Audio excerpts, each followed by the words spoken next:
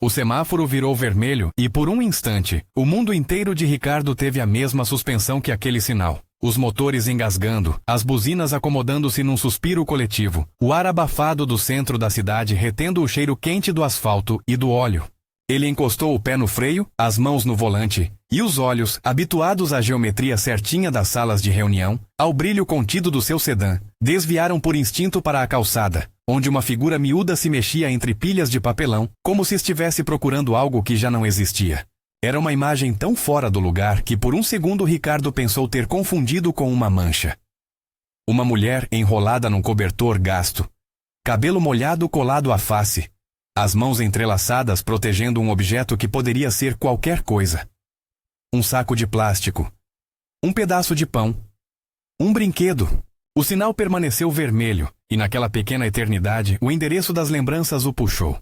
O rosto, o gesto, a maneira como ela segurava as coisas com um tipo de delicadeza que não combinava com o frio da rua.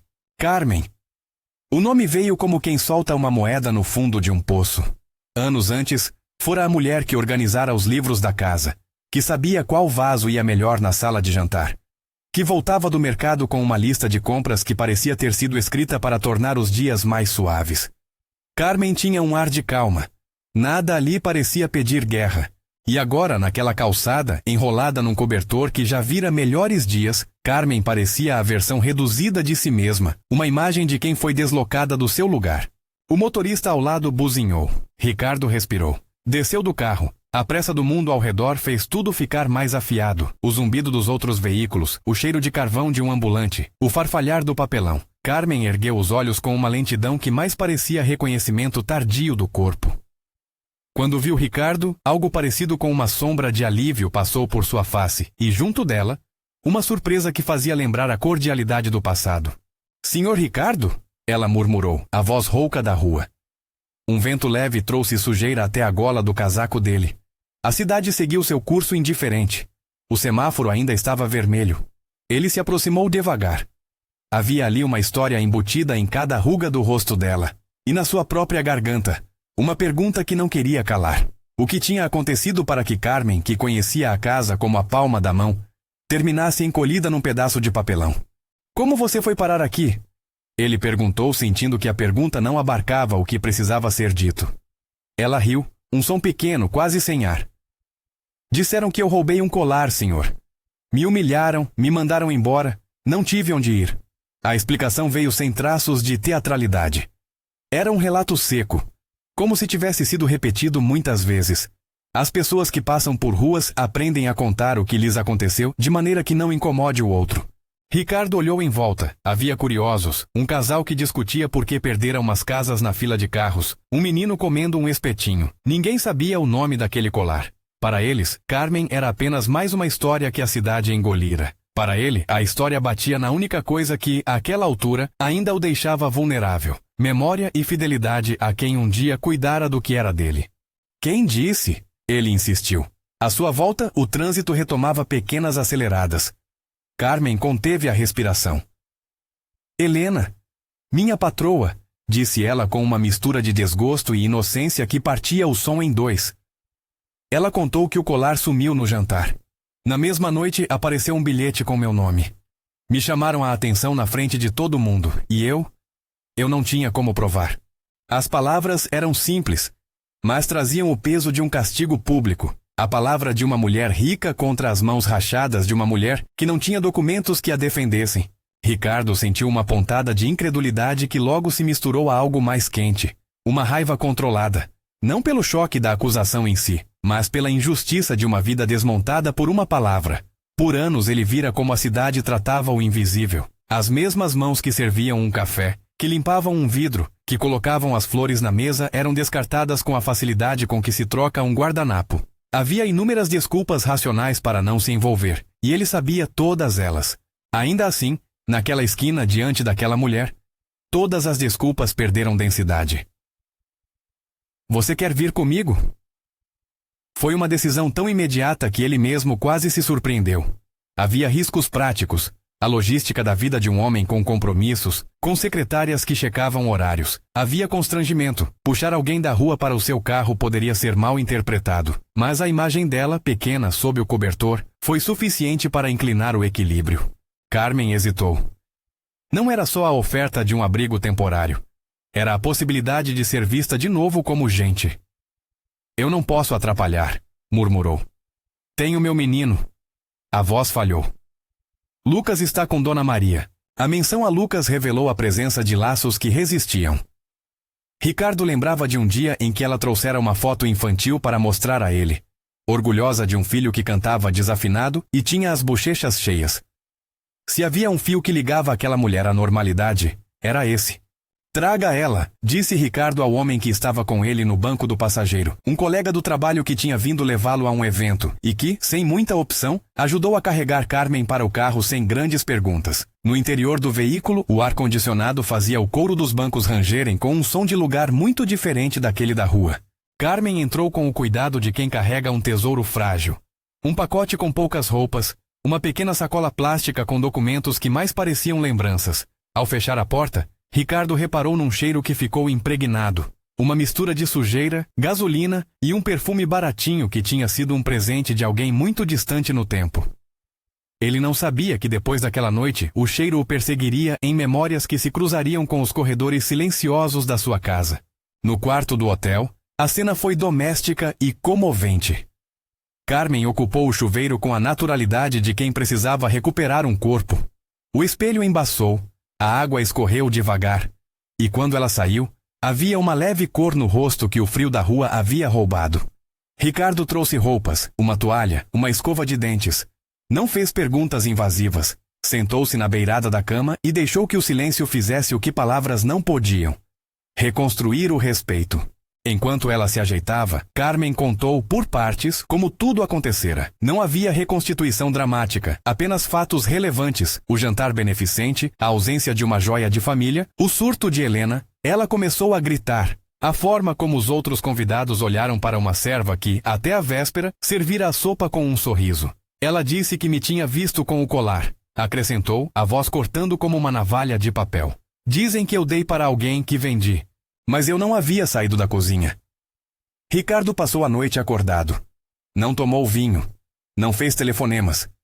Olhou pela janela e viu a cidade como um rio que corria indiferente às pequenas derrocadas humanas. Em sua cabeça, um conjunto de imagens lhe trazia um desconforto crescente. Pequenos itens desaparecendo do armário, uma toalha trocada sem permissão, sinais de que Helena se dedicava a aparências com um zelo quase doentio. Havia pequenas contradições, lembranças fragmentadas que, colocadas próximas uma das outras, começavam a desenhar uma figura diferente da que ele imaginara ao se casar com Helena.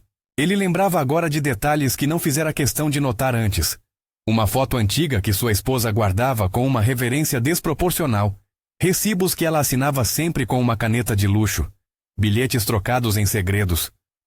Tudo parecia parte de um cotidiano que eles compartilhavam sem realmente expor. A vida de casado, quando vista de perto, sempre tem áreas nebulosas. Muita gente aprendeu a aceitar esses pequenos pontos de sombra como custo de conforto. Ricardo, naquela noite, percebeu que aquelas sombras começavam a ter contornos. Antes do amanhecer, Carmen dormiu. Ricardo ficou sentado, a uma distância respeitosa, uma mão apoiada no joelho. Não dormiu por pensar em planos mirabolantes, mas por uma espécie de inquietação que ia além de qualquer saque emocional. Era a consciência de que ele tinha poder suficiente para intervir, e que esse poder não lhe pertencia somente para pagar jantares e viagens. Era como se a cidade lhe devolvesse por algumas horas a responsabilidade de agir. Na manhã seguinte, ela foi apresentada a um café com gosto de casa. Um café simples, com pães que fingiam mais do que eram. Carmen comeu devagar, com a reserva de quem recupera as forças pouco a pouco. Quando mencionou Lucas, os ombros dela encolheram. Ele tem 9 anos. Disse. Dona Maria o acolheu quando eu saí. Ela não pode guardar ele para sempre. A possibilidade de um destino incerto para Lucas foi, de novo, a lâmina que atravessou o raciocínio de Ricardo. Ele tomou uma decisão quase mecânica e, ao mesmo tempo, definitiva. Isso não ficaria assim. Houve um momento em que Ricardo precisou voltar para casa. O mundo oficial o chamava. Reuniões, e-mails que não podiam esperar. A arquitetura da sua rotina exigindo presença.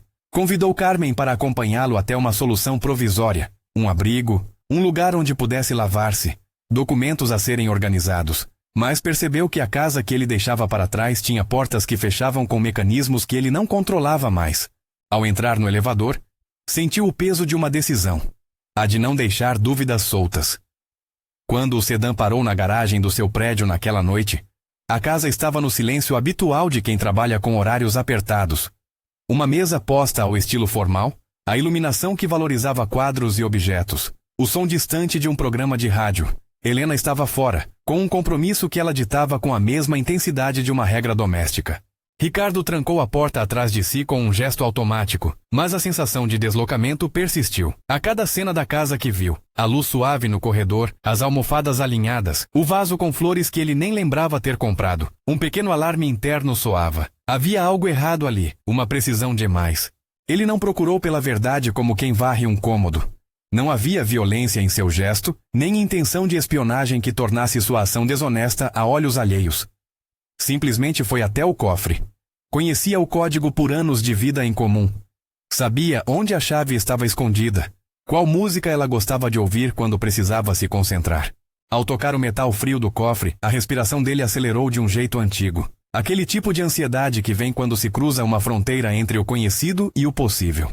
A luz do ambiente noturno vinha do corredor. O cofre abriu com um som amortecido. Dentro, o ar tinha a mesma sensação de lugar guardado. Um cheiro de papel, de metais polidos, de segredos que se tornaram objetos. Ele esperava encontrar notas, contratos, talvez a joia cujo sumiço provocara o caos.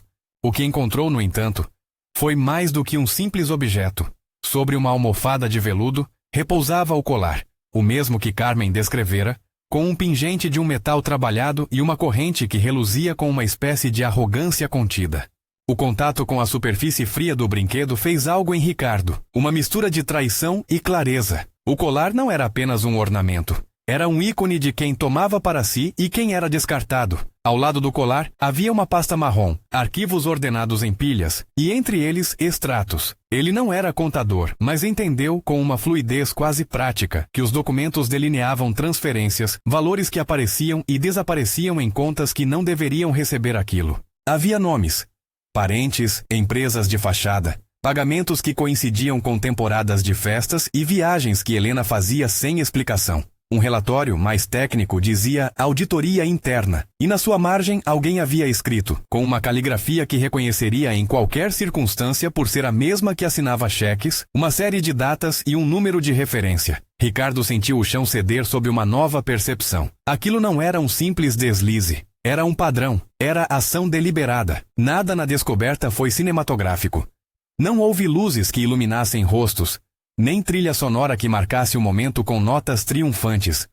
Foi tudo frio, meticuloso e por isso mesmo devastador. O peito dele apertou-se de modo que a memória de anos se tornou um filme curto, e em cada cena a face de Helena ganhava uma variação. A mulher que se mostrava ofendida por uma toalha trocada, a mulher que exigia mais e sempre mais, a mulher que sorria com um cálculo de mercador. Ele segurou o colar com mãos que de repente pareciam alheias. Era o objeto que havia destruído a vida daquela mulher, a chave visual que conectava a acusação ao gesto dela. E havia os extratos, evidências frias de um padrão que demarcava a responsabilidade. Ricardo sabia que aquilo mudaria tudo. A verdade aparecera materialmente diante dos seus olhos, brilhando no veludo do cofre. E com a verdade, veio a responsabilidade. Ele poderia devolvê-lo ao cofre, fingir que nada vira, aceitar as desculpas que Helena daria quando enviasse uma carta de arrependimento, quando culpa-se o mundo por mal-entendidos. Ou poderia transformar aquele instante de descoberta em ação. O pensamento seguinte foi simples e inquietante. Alguém precisava ouvir Carmen numa audiência que tivesse força. Alguém precisava abrir aquela pasta e colocá-la diante de pessoas que entendiam de nomes, contas e justiça. Ricardo colocou o colar no bolso do paletó como se fosse um testemunho. Havia nele algo de íntimo e de público ao mesmo tempo. A respiração apertou como quando uma porta se fecha atrás de você. A consciência de que dali em diante a vida não teria o mesmo curso. Ele percorreu os corredores da casa que agora parecia um cenário falso. Quando tocou o interruptor que deixava tudo às escuras, pensou nas conversas que teria pela manhã.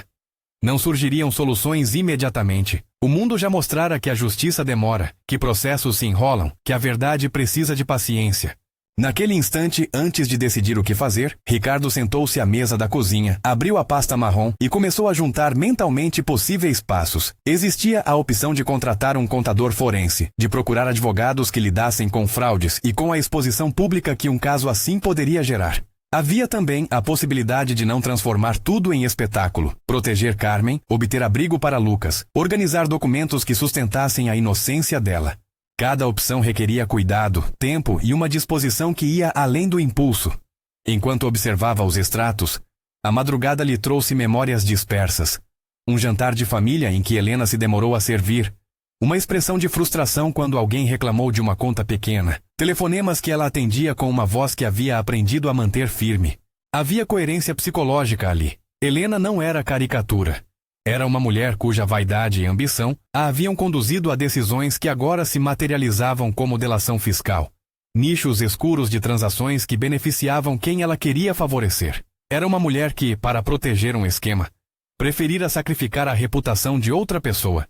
Isso não tornava a traição menos dolorosa, apenas a humana demais para ser demonizada sem nuance. Ricardo sabia que expor a verdade implicaria em consequências que iam além do casamento. Haveria manchetes, repercussão, processos, mas algo nele reconheceu que as consequências seriam menos dolorosas que a omissão. Para Carmen, para Lucas, para a comunidade que vira outros tantos despejados pela cidade, isso teria peso real. Para Helena, haveria a necessidade de responder por atos que não deviam ser tolerados. Para ele, haveria a vergonha de ter levado anos até perceber o que estava diante dos olhos. Antes de tomar qualquer atitude pública, havia etapas necessárias. Confiar provas a profissionais, organizar testemunhos. A cozinha tinha câmeras? Não. Mas havia empregados que trabalhavam de maneira rotineira. Recolher depoimentos, formalizar queixa. Ele imaginou uma montagem de papéis, de nomes de advogados na capa de um dossiê, de uma sequência fria de datas que transformariam suspeitas em acusação. Havia também um plano paralelo e mais íntimo, reparar a vida de Carmen de maneira prática. Encontrar um lugar para Lucas, um emprego que devolvesse dignidade, um gesto que não fosse esmola, mas possibilidade. Ao fechar a pasta, Ricardo percebeu que o relógio marcava quase 3 da manhã. A cidade respirava lenta. O mundo seguia seu curso mecânico, enquanto a vida de algumas pessoas se transformara numa linha de início. Ele guardou o colar no bolso interno do casaco e foi até o quarto onde Carmen ainda dormia uma noite com sono de abandono e recupero. Observá-la era sentir a urgência de transformar aquilo em algo concreto. Abrigo temporário, limpeza de documentos, um passo para que ninguém mais tivesse que passar pela humilhação que ela vivera.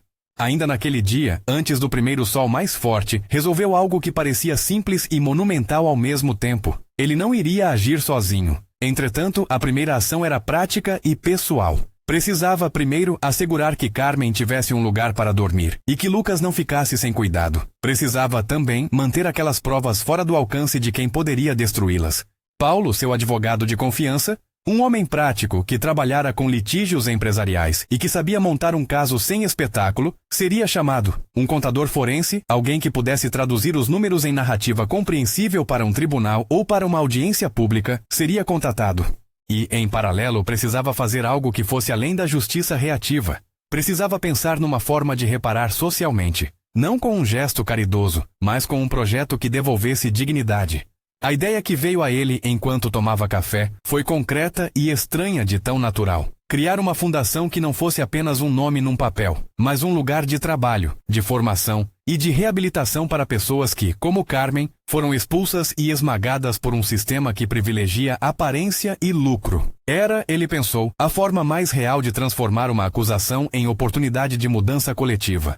Ainda assim, antes de qualquer grande anúncio ou ação pública, havia uma etapa que lhe parecia inadiável. Ouvir Helena sem precipitação e confrontar com provas, não por busca de humilhação, mas porque a responsabilização exige clareza. Ele planejou a conversa mentalmente como quem monta um tabuleiro. Lugar neutro, presença de advogados, documentação em mãos. Haveria talvez a negação. Haveria talvez a tentativa de comprar silêncio. Mas nada disso diminuía a urgência de começar. Quando deixou o hotel para buscar Carmen e organizar uma breve morada provisória, deixou para trás a tarde que surgia numa caligrafia clara. Ao vê-la no saguão, com os olhos ainda marejados pela noite, percebeu que a esperança que ela exibia agora era pequena, mas real. Segurou a mão dela com firmeza. Não estava oferecendo promessas vazias. Estava oferecendo uma ação. A linha entre o que parecia um gesto de caridade e a construção de uma reparação mais profunda começava ali, num aperto de mão que era mais que formalidade. No carro, a caminho da casa de Dona Maria para ver sobre Lucas, Carmen falou uma coisa que ficou presa na garganta de Ricardo. A maior vergonha não foi o colar. Foi ver o olhar das pessoas. O jeito que me disseram para sair da casa como se eu não fosse humana. Havia ali uma verdade simples. A humilhação pública carrega mais peso do que qualquer acusação material. Ricardo respondeu com a singeleza de quem está aprendendo a ser parceiro de alguém que sofre. Você não vai passar por isso sozinha. As palavras não eram promessa de final feliz, mas chão para o que viria a seguir. E isso naquele momento parecia suficiente. Ao levar Carmen até a vizinhança onde Lucas estava temporariamente, viu Dona Maria abrindo a porta com um gesto duro que escondia na verdade um coração grande. A menina que cuidava de outras crianças veio correndo, e Lucas apareceu na cozinha com aquele jeito de quem não se explica com palavras. Sujo, com os olhos curiosos, mas inteiramente vivo. Ao vê-lo, Carmen desabou num choro que não tentou modular. Ricardo permaneceu em silêncio, guardando a cena com a timidez de quem não quer atrapalhar o reencontro íntimo. Depois disso, ele voltou para casa com o colar no bolso, a pasta com extratos ainda viva em suas mãos. Sabia que aquilo mudaria o curso dos próximos meses. Sabia também que não poderia provocar um linchamento midiático, nem uma exposição que não reparasse. A responsabilidade pesava com a gravidade de quem segura uma balança. Punir, reparar, reconstruir. E no centro de tudo havia uma mulher encolhida contra o frio da cidade, e um menino que precisava de um lar que não fosse provisório. Quando trancou a porta da garagem, o barulho da cidade parecia se transformar num pano de fundo distante. No topo da escada, as luzes do apartamento esperavam como se nada tivesse acontecido. Ricardo subiu e pela primeira vez em muito tempo, sentiu o mundo dividir-se em antes e depois. Dentro do bolso, o metal do colar bateu levemente contra o tecido. Ele colocou a mão por cima, como quem tenta aquecer um objeto que está frio demais para ser tocado sem luvas. A decisão estava tomada. Naquela noite, ao invés de dormir e fingir que tudo continuava como antes, ele escreveria uma lista, telefonaria para Paulo, procuraria um contador e organizaria um plano que não fosse apenas vingança, mas justiça. Ao se deitar, antes de apagar a luz, lembrou-se da expressão no rosto de Carmen quando ela dissera que a expulsaram como se fosse lixo. Essa imagem seria o combustível que o moveria pelas próximas semanas, nos passos burocráticos e nas conversas frias com advogados. Ele não sabia ainda que o confronto com Helena traria não só documentos, mas perguntas íntimas sobre o casamento, sobre a maneira como ele mesmo aceitara o conforto, sem perguntar os preços que ele e outros pagavam por trás das cortinas. Na madrugada, a cidade parecia respirar em torno dele. E Ricardo, pela primeira vez em muito tempo, sentiu que tinha uma missão que não cabia apenas em um apartamento de luxo. Havia uma mulher na rua que precisava ser vista como gente novamente. Havia um menino que precisava de um lar que fosse mais que um abrigo temporário. Havia uma verdade brilhando num cofre que precisava ser transformada em reparação. Ele fechou os olhos e, por um instante, permitiu que a intensidade daquele momento se transformasse em foco. No dia seguinte, começaria a organizar tudo. Na manhã que se seguiu àquela decisão, Ricardo acionou Paulo antes que o sol tivesse força suficiente para aquecer as ruas. A voz do advogado foi curta, prática. Não havia surpresa na recomendação. Organizar provas, proteger testemunhas, não expor sem necessidade. Ricardo explicou com cuidado o que havia encontrado. O colar, os extratos, a pasta. E adiantou a ideia que já fermentava em sua cabeça. Não apenas processar, mas criar algo reparador para Carmen e para outros numa situação parecida. Paulo ouviu, anotou nomes e prazos e prometeu montar uma equipe que unisse discrição e técnica. Se essa história está mexendo com você, curta e siga o canal para acompanhar como isso se desenrola. Nas semanas que vieram, a rotina de Ricardo dobrou sobre si mesma. O homem, que até então se movia em agendas e números, passou a abrir espaço entre reuniões para conversas com peritos e visitas a abrigos. Chamou um contador forense recomendado por Paulo, uma mulher de traços afáveis, acostumada a traduzir cifras em narrativas compreensíveis. Ela examinou os extratos com o cuidado de quem desmonta um relógio para entender cada roda dentada. Não afirmou nada por telefone, pediu tempo, cruzou datas, verificou beneficiários e transferências coincidentes com eventos pessoais de Helena. Cada linha que se alinhava fortalecia a construção de um caso que deixava de ser intuição para virar tecido resistente. Havia, simultaneamente, um movimento menos formal e mais humano. Encontrar um lugar seguro para Carmen e articular a volta de Lucas. Ricardo alugou um sobrado simples, perto da escola que Lucas frequentaria, contratou uma equipe pequena para ensinar habilidades de trabalho e cuidou da papelada que permitisse a Carmen recuperar documentos perdidos, RG, certidão, carteira de trabalho. Nada daquilo era imediatista. Contava-se em dias, depois em semanas. O processo de reconstrução teve a lentidão necessária para não falsear o respeito que se devia a quem recomeçava. Carmen não reapareceu milagrosamente transformada. No começo recusou várias propostas porque o desconforto de aceitar ajuda ainda queimava como uma ferida fresca. Mas aos poucos, as pequenas vitórias foram virando alicerces. Um banho com um sabonete que fazia espuma de verdade. Uma escova que desembaraçou os fios. Uma blusa que lhe serviu sem que precisasse ajustá-la. Em silêncio, começou a praticar as atividades que depois coordenaria na futura fundação. Costura, preparação de refeições, organização de doações. O menino, Lucas, no início desconfiado de homens que tinham casas com janelas grandes, logo entendeu que ali havia rotina e estabilidade. Escola, almoço, parque aos sábados. O riso dele, primeiro tímido, voltou a preencher espaços da casa como se saísse de um registro antigo. Enquanto isso, Paulo organizava o dossiê.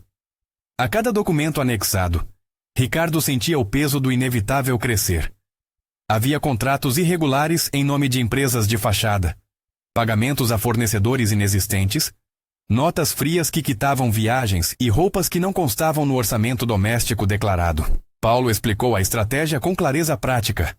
Apresentamos tudo, pedimos perícia, evitamos vazamentos desnecessários. A exposição deve proteger, não destruir sem propósito. Havia um plano para confrontar Helena num ambiente controlado, com advogados presentes, e uma segunda frente, pública caso fosse preciso. Mostrar que o poder de uma acusação pode destruir uma vida quando não há cuidado com a verdade. Ricardo marcou a reunião de confronto com cuidado. Queria que fosse formal, não espetáculo. Queria que Helena escutasse sem possibilidade de manipular a narrativa com a sua sedução habitual. A sala escolhida era neutra, uma sala de conferência de um escritório de advocacia. Paulo e o contador estiveram ali. Carmen, embora relutante, concordou em participar por telefone, para que sua voz, firme, simples, fosse testemunha. O encontro teve a atenção de um filme em câmara lenta. Helena chegou impecável, carregando a certeza de quem sempre teve a vantagem. Sorriu com aquela expressão de quem faz julgamentos silenciosos sobre os que erguem perguntas. Quando Paulo expôs os documentos, o sorriso mudou de tom. O contador explicou as coincidências das transferências, apontou datas que conferiam com viagens e compras supostamente pessoais de Helena. Ricardo não buscou a humilhação. Falou com a calma de quem entregava a uma pessoa a chance de explicar-se. Helena negou no começo. Negou com a mesma segurança com que havia ordenado demissões e servido olhares. Pediu tempo, insinuou mal-entendidos, lembrou de episódios em que a própria imagem era questionada. Houve tentativas de lastro emocional, menções a crianças, à família, que soavam como neblina. Quando confrontada com fotos do colar encontrado no cofre e com extratos que mencionavam beneficiários, a máscara começou a rachar. O orgulho deu lugar à pressa, e a pressa é uma maneira de admitir que o terreno escapa. O processo não foi um espetáculo público imediato. Houve negociações, depoimentos de empregados dispostos a falar, a divisão de bens, a chance de retratação. Para Ricardo não se tratava de se vingar. Tratava-se de fazer justiça. A retratação pública veio após pressão jurídica e moral. Helena, em um texto assinado entre advogados, reconheceu que houve erro ao imputar o crime a uma empregada sem provas suficientes e que as acusações públicas produzidas por ela causaram danos.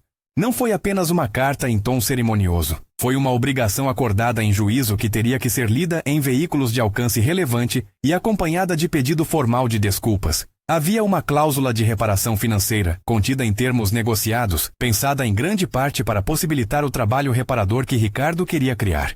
A imprensa, quando tocou a história, buscou ângulos rápidos. O contraste entre a casa bem posta e a calçada onde Carmen dormira, o símbolo do colar como gatilho de uma humilhação. A possibilidade de poder corrompendo relações íntimas.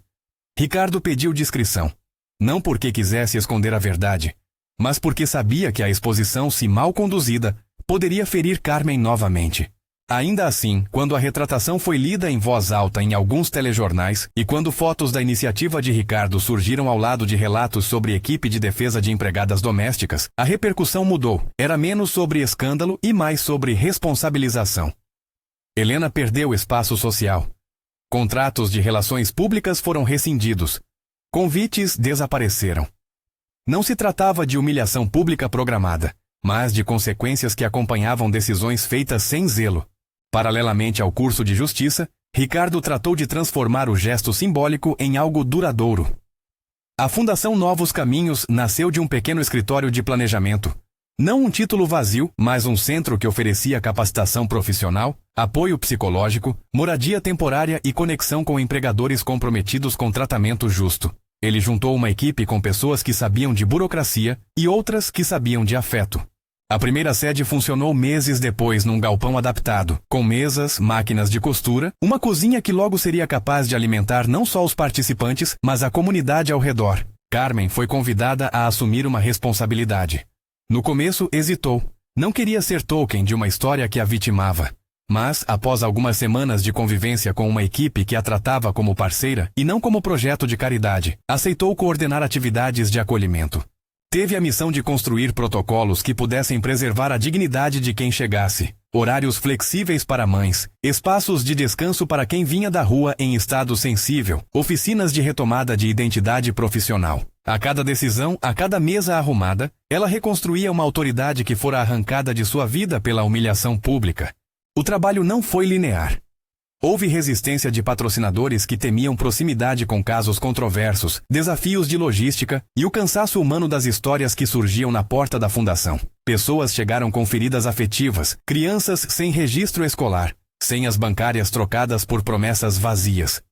A equipe aprendeu a lidar com burocracias como quem monta trilhos de trem, paciência, encaixe e força para empurrar os vagões. Lucas, por sua vez, aprendeu a contar dias por projetos de escola e a desenhar sonhos que vinham do próprio esforço. Ricardo observava aquilo tudo com a estranheza feliz de quem vira um mecenas prático. Havia mãos que suavam, histórias que se reconstruíam. Meses depois, quando a fundação já tinha atingido a marca de 50 vidas reestruturadas, foi convocada uma audiência pública sobre o caso. Não era um julgamento estrondoso que decidiria o destino de Helena. Muitos detalhes legais ficaram dentro dos autos. Mas a oportunidade de colocar em mesa o que significava acusar sem prova e o custo humano disso. Representantes de organizações de direitos humanos compareceram. Jornalistas vieram com perguntas que buscavam mais do que escândalo. Ricardo falou sobre responsabilidade e sobre a necessidade de transformar vergonha em oportunidade. Helena, presente, ouviu os relatos que até então lhe tinham parecido distantes. Quando a retratação foi lida pela terceira vez, ela teve um momento de silêncio que não foi acompanhado por plateia calorosa, apenas pela realidade de seus atos. Havia perda de imagem e também, para alguns espectadores, um leve entendimento de que por trás do erro estava uma mulher movida por ambição e medo. A sociedade, que por vezes encontrou prazer em histórias de queda, viu, na narrativa que surgia da fundação, uma possibilidade de redenção coletiva. Havia um movimento de adesão voluntária de empresas que, ao conhecerem os protocolos de contratação apoiados pela fundação, decidiram dar oportunidades a quem participava dos cursos. A ideia não era caridade pontual, mas inserção baseada em confiança e contrato justo. Carmen acompanhou de perto esse processo, negociando com patrões que se comprometeram a pagar salário digno e a respeitar direitos. Em poucos meses, 2 mulheres que haviam chegado à fundação sem documentos conseguiram assinar carteira de trabalho e abrir uma conta bancária. O orgulho delas se confundiu nos sorrisos que se tornaram comuns na sede. Ricardo, por sua vez, vivia uma transformação menos anunciada. Seu casamento com Helena dissolvia-se não apenas em termos materiais, mas em compreensão íntima. Havia, entre eles, uma série de negligências afetivas que o caso expôs. O divórcio foi formalizado de modo civilizado, longe de espetáculos. Houve divisão de bens, acordo financeiro e, sobretudo, a retirada de Helena da cena em que ela exercera poder sobre o corpo alheio. Não houve insultos públicos gratuitos. Houve sim consequências. No silêncio do cotidiano e no calor do trabalho comum, algo novo floresceu entre Ricardo e Carmen. Não foi um romance que saltou por sobre a dor. Foi uma aproximação construída ao longo de conversas, decisões compartilhadas e respeito mútuo. Ricardo aprendeu a ouvir sem tentar consertar tudo com dinheiro. Carmen aprendeu, aos poucos, a aceitar proximidade sem confundir ajuda com obrigação. Em almoços modestos, em reuniões de planejamento, nos pequenos gestos de preocupação com Lucas, formou-se uma intimidade que não diminuía a autonomia de nenhum dos dois. Havia, sobretudo, um respeito que se evidenciava no momento em que Carmen passou a tomar decisões estratégicas sobre a fundação. E Ricardo acatava sem arrogância as escolhas feitas por ela. Durante o primeiro aniversário da Fundação Novos Caminhos, o galpão estava tomado por luz quente. Havia mesas decoradas com simplicidade, crianças correndo entre os pés dos convidados e uma plateia que incluía doadores, ex-participantes e funcionários públicos que haviam se aproximado. A apresentação começou com relatos. Carmen falou sem floreios. Contou a experiência de ter sido vista como culpada sem provas e de como, com apoio, encontrou forças para reerguer-se. Sua fala era direta, às vezes com a voz embargada, e o público sentiu a força de alguém que recuperara a voz. Lucas, na primeira fila, assistia com olhos de quem reconhece a mãe num lugar de poder. Ao final do discurso, havia uma surpresa organizada por Ricardo, um pequeno vídeo com imagens da transformação. De caixas de papelão a camas em quartos limpos, de olhares cautelosos a sorrisos largos. Quando as luzes se atenuaram e o público aplaudiu, Ricardo sentiu que o momento certo se aproximava. Ele subiu ao palco com a naturalidade de quem havia aprendido a lidar com exposição. Percorreu com o olhar a plateia, encontrou o rosto de Carmen e viu ali não a mulher humilhada, mas a parceira que havia retido sua dignidade. Há 1 ano, disse ele, uma mulher na calçada me mostrou o que eu não queria ver sobre o mundo que escolhi viver. Hoje, graças a trabalho e coragem, muitas vidas mudaram, e há algo mais que eu quero pedir. Ele se ajoelhou, gesto que não era teatral, mas sincero, e diante de todos fez o pedido. Não foi gesto de possessão nem promessa de conserto para o passado. Foi uma proposta de construir um futuro a 2, com respeito, engajamento e igualdade. Carmen respondeu com um choro que misturava surpresa e alegria. Aceitou. O pedido de casamento não foi ponto final de uma história complicada. Foi marco simbólico. Uma aliança construída sobre responsabilidade, não sobre gratidão forçada. Começou ali uma nova etapa em que ambos sabiam das complexidades que os rodeavam e escolheram caminhar juntas. A comemoração foi simples e honesta. Havia, à mesa, pessoas que tinham reconstruído vidas. Havia Lucas brincando ao lado de crianças que antes desconhecia. Havia voluntários que encontraram na fundação um propósito.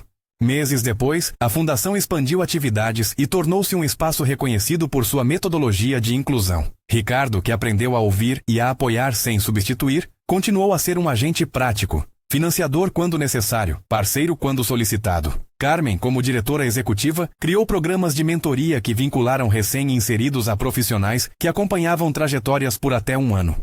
A história de Lucas ganhou outra narrativa.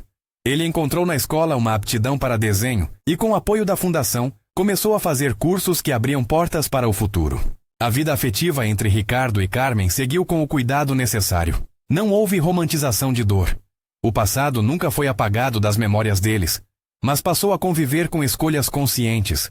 Eles assumiram juntos objetivos sociais e pessoais. Manter a fundação forte, cuidar do menino, cultivar afeto real. O casamento, quando veio, foi modesto. Uma cerimônia na própria sede da fundação, com convidados que representavam a jornada de recuperação. Havia emoção nos discursos, mas também um senso de compromisso público com a missão maior que os unira. Do lado de Helena, a queda social trouxe consequências práticas, compromissos profissionais, contratos e amizades que ela perdera. A retratação pública não reconstituía a confiança perdida, mas serviu como resposta formal a uma acusação injusta. Com o tempo, decidiu reescrever seu percurso não pela reparação superficial, mas por um reexame pessoal que pouco do público conheceu. Não houve humilhação pública incentivada por Ricardo. Houve consequências legítimas já previstas pelo tecido social de relações que ela mesma havia tensionado. Anos depois, quando a Fundação Novos Caminhos completou 5 anos, a cerimônia foi um testemunho não só do que a organização havia feito, mas do que a cidade poderia ser quando escolhas éticas orientavam poder e recursos. Pessoas que haviam passado pela sede naquela primeira fase agora dirigiam equipes. Lucas, adolescente, era voluntário em oficinas de desenho para crianças. Ricardo e Carmen, de mãos dadas, assistiam ao que juntos ajudaram a construir. A história que começou num semáforo vermelho, transformara-se numa cadeia de responsabilidades que modificou vidas. Houve, ao longo do percurso, erros e ajustes. Nem tudo saiu perfeito. Houve decisões administrativas que precisaram de correção. Houve quem discordasse das formas. Mas a consistência do projeto, tratar com dignidade, não com piedade, empregar com contratos, não com promessas, manteve-se como bússola. No fim, aquela imagem inicial voltou-se menos como um retrato de humilhação e mais como lembrete. Na beira das grandes avenidas há vidas que pedem ser vistas. Ricardo aprendeu que poder é responsabilidade. Carmen, que estigma pode ser enfrentado com trabalho e apoio. Lucas, que o futuro não precisa seguir o rumo que as circunstâncias imporiam. A cidade, por sua vez, ganhou um projeto que se mostrou capaz de transformar vergonha em dignidade. Se essa história tocou você, considere apoiar instituições que trabalham com pessoas em situação de rua. Um gesto, uma doação, ou mesmo o tempo dedicado a um voluntariado, podem abrir portas onde hoje há apenas paredes. Inscreva-se no canal e compartilhe essa história para que mais pessoas possam ver que justiça e compaixão, quando somadas, constroem novos caminhos.